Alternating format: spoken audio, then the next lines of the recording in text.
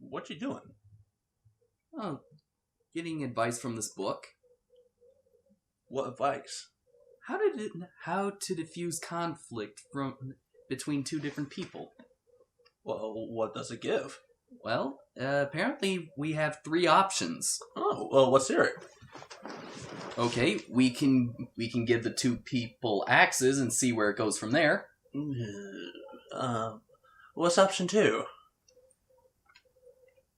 We can give them maces and see where it goes from there. Isn't that the same as option 1? But with mace. Okay, don't tell me option 3 is the same. Oh, yeah. Oh, what's option 3? Tricking them into working together. How's that the same? Well, it gets the job done.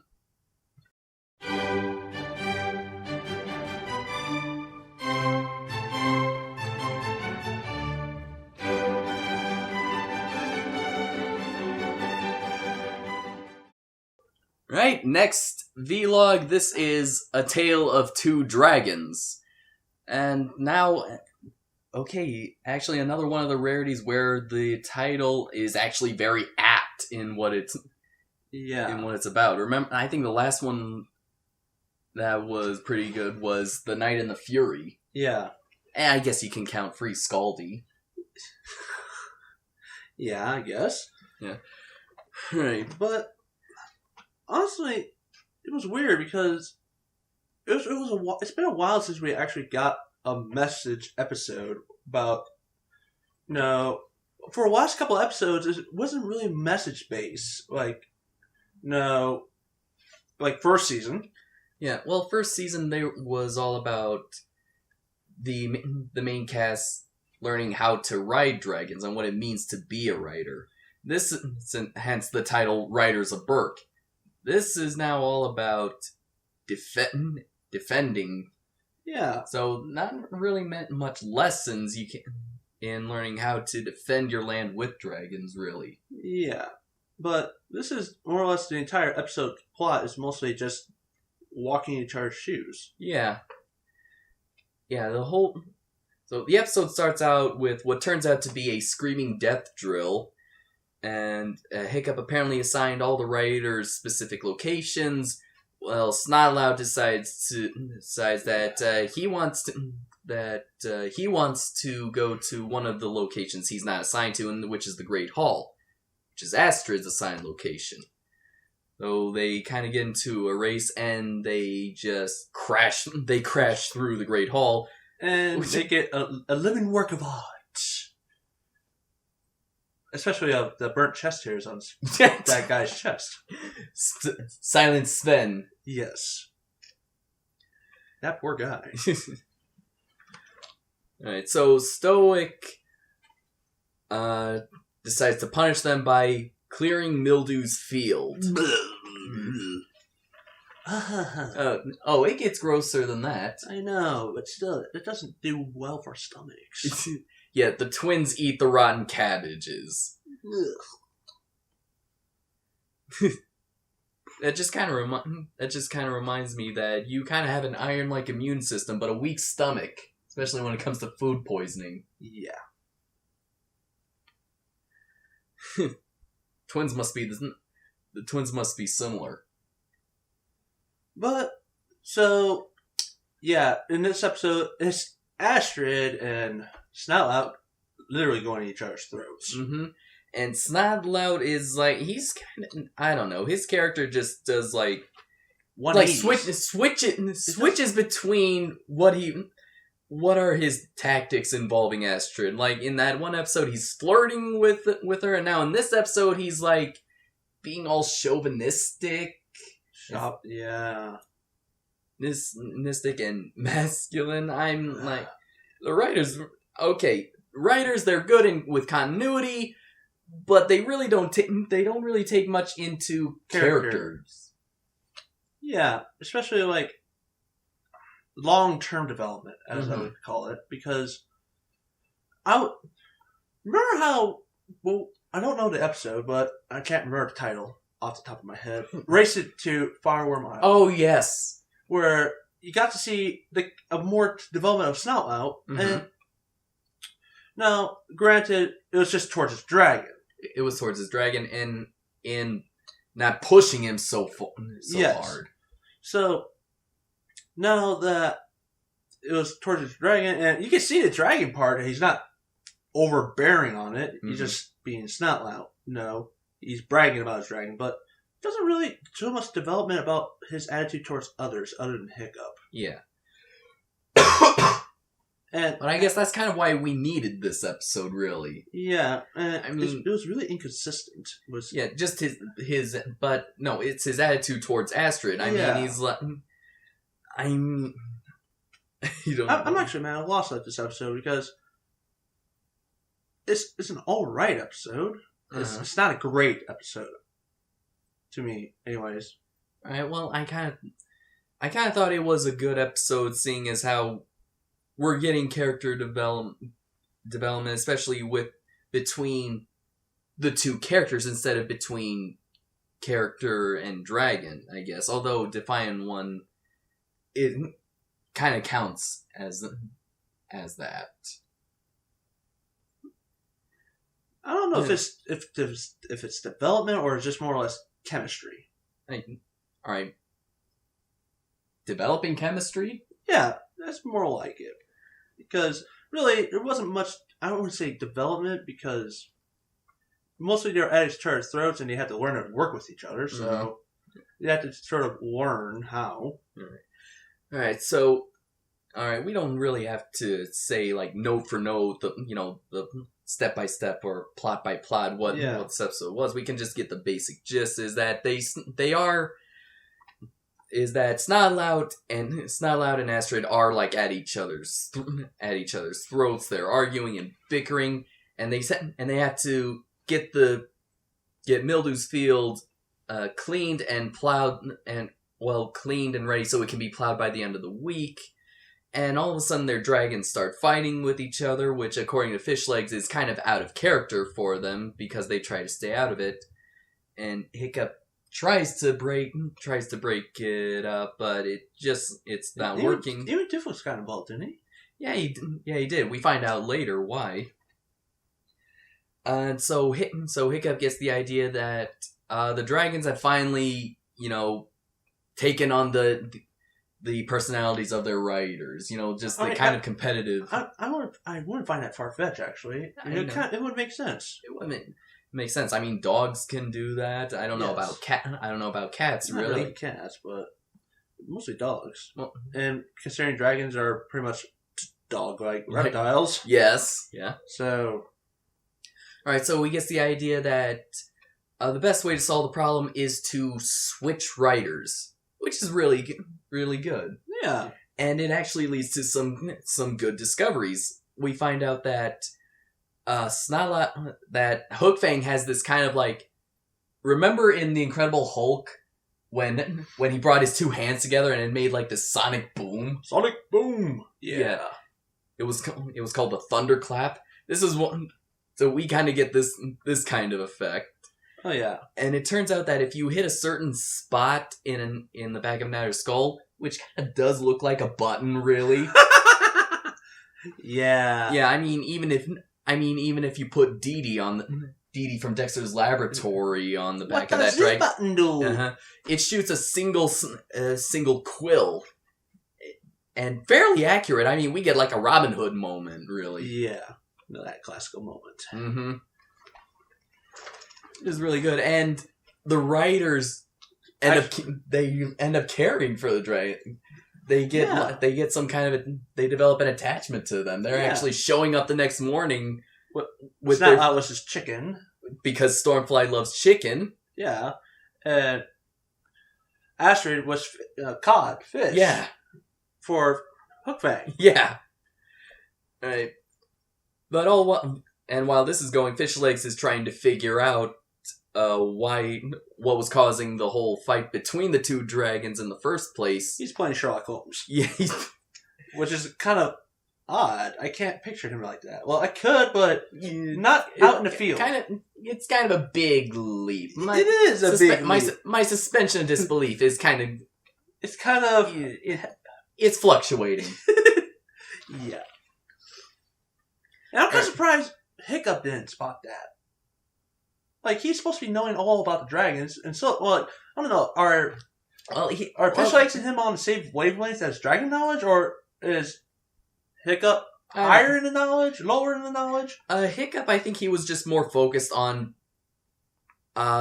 completing the task that his father gave to him, and also which involved trying to solve the problem that is in the way of it, which is Astrid and Snotlout.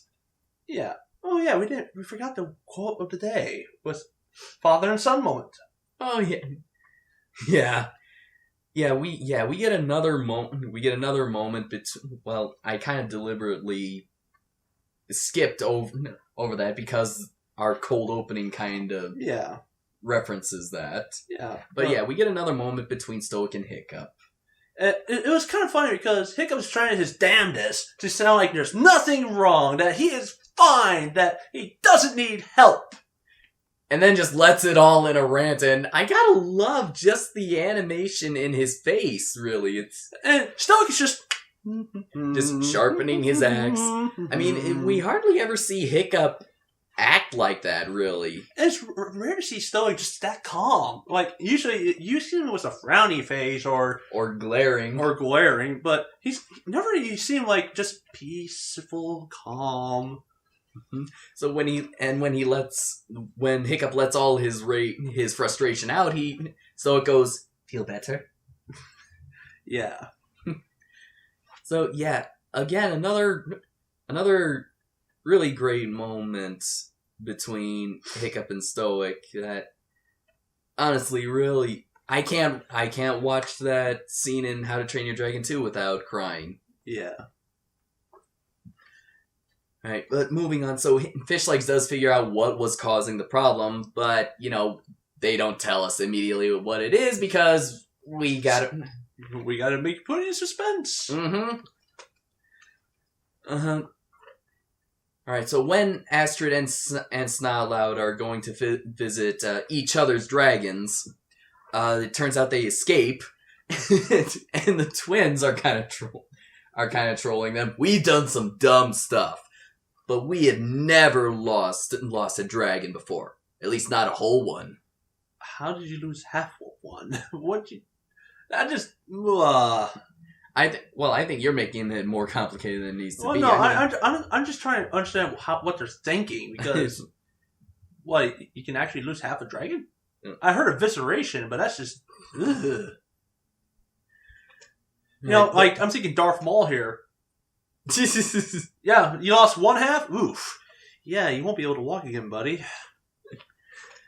Oh, no. At least until Star Wars Clone Wars. Yeah. Alright, so Fish Legs comes back in time to say that they actually went back to Mildew's field where they're starting to fight again, and it turns out there's this plant called Dragon Root. And I'm confused as to why it's in Mildew's field. I don't know if he really knew about that, or if he had it there when he was there, or if he used that, if that was like a plan that he didn't use a whole lot, or if he used that, and I don't want to say he used that to help keep dragons out, because that's stupid, really. That's kind of the opposite. Yeah, it's the opposite. But I wouldn't put it past him to put it there just to get dragons to attack his fields, just so he can bitch and moan to Stoic. Probably. Although that does raise a question. In the very first episode, oh no, wait, no, it doesn't. Dragons were eating his cabbages, but they were gronkles. Yeah. So, again, no cards of continuity, not about character. Yeah. But alright, so Dragon Root is a lot like Dragon Nip, but kicked up to the nth degree. Yeah, it's pretty much one dragon like mine, and trying to hurt the other in the process of getting it. It's more like instead Dragon Nip is kind of more like weed, really. It makes regular Dragon Nip makes dragons calm and relaxed. This one just enrages them. Stimulates. Yeah. So, I'm guessing meth? I don't know. But, yeah, so we have Stormfly and Hookfang battling to the death for this dragon root.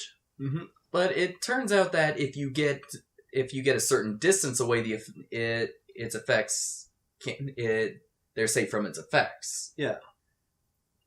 Alright, so now, so it was awesome how they stopped the dragons. And that it was impressive. It was kind of impressive, really. That's actually kind of why I do like this episode. I really do think this would be under one of my on my top 10 of what could be the best episodes of Dragons, really. But, kind of low on the list. Yeah. I'm not sure if it's going to make mine. It's just... I don't know how to say it. It's like, something's missing about this one, really. It felt like it didn't... Like, yeah, it had fire. Like, dragons were shooting fire everywhere, but it felt like it lacked energy. In a way. You mean, like... What do you mean energy? Like the actual comedy? Not the comedy, but it... For some reason... It felt empty. How so? It hadn't... There's comedy moments, yes, but there was some comedy moments. There was some heart to it. There was kind of a message in there. I don't know. I can't really explain because it was just. I don't know. Why don't you put it on the back burner? Maybe it'll simmer to a point. Yeah. Sometime later. Well, I guess to say, like, it wasn't really attention grabbing. Wasn't it attention grabbing? Yeah. It was like, I had a hard time trying to keep focus on it, for one. Because, it's not the first time this thing's been done, like, walking each other's shoes. Yeah. And mind you, it's kind of interesting that they had ride each other's shoes, but got quickly used to it. So, I guess it wasn't really spectacular to me. All right. Well, I hear what you're saying, and you have some pretty good points. And I'd like to counter, not try to convince you that this is a kid's show. In this particular storyline, they are going to see that kind of thing for the first time. There are some... In kids' shows, there's going to be some basic storylines that are going to be repeated throughout the course of time. Especially when it comes to kids. Right? It's going to be the misunderstanding episode. Yep. Mm-hmm. It's going to be the walk in each other's shoes. And there's probably going to be a few more, but really I don't have like all the stories of dragons like locked up in my head. I have very limited amount of brain space. Would you like me to put in a terabyte of hard drive in there? Is it painful? Possibly. Okay.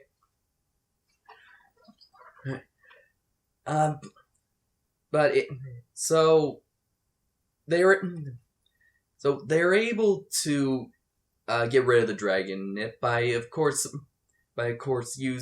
putting Snotlout back with Stormfly and Astrid back with Hookfang, and they do use their special moves again because, well, that's what the show does. When you discover something new, it's going to come into play later on. And, well, at least it kind of wasn't... Well, I don't know what I'm going to say. I feel like if I'm just saying it, then I'm just saying it just to say it, really. I think it was kind of done brilliantly, like they found it and found out about it by accident. Yeah. Though, I mean, granted, writers are not going to find everything about their dragons to the full extent. True. But It's like that part in the movie 2 where Hiccup didn't even know about that one spot his mom knew how to get the spines to shoot up on Toothless's back. Yeah. Despite the fact that, he's sitting on it? I don't think it was sitting. It was like right. I think it was like where the neck met the shoulder, I guess. Like right in the middle here, or maybe like right here, I guess. Kind of. So what? You have to be actively pressing against it, or I guess so. But I felt like it was sort of the same thing, like over here, where they didn't know about these abilities. I thought it was like, that's really convenient. At least, I don't know. But I kind of like it that they found him by accident, and they weren't really looking for it. It kind of different. It was kind of different to, like in Twin Sanity, where it was Fish Legs who developed hand signals, and now they are all doing it. Yeah. Though I do not want to know what the twins' hand signals mean. Oh, I remember theirs. You know, Barf is this is gas, this is spark. Of course he can't, because apparently he can't snap. Yeah. Though, what's the fly? What's the fly? Yeah. I don't know. I forget. No, and none. This is the butt heads. Oh no, that's just. But yeah. Oh, pros and cons.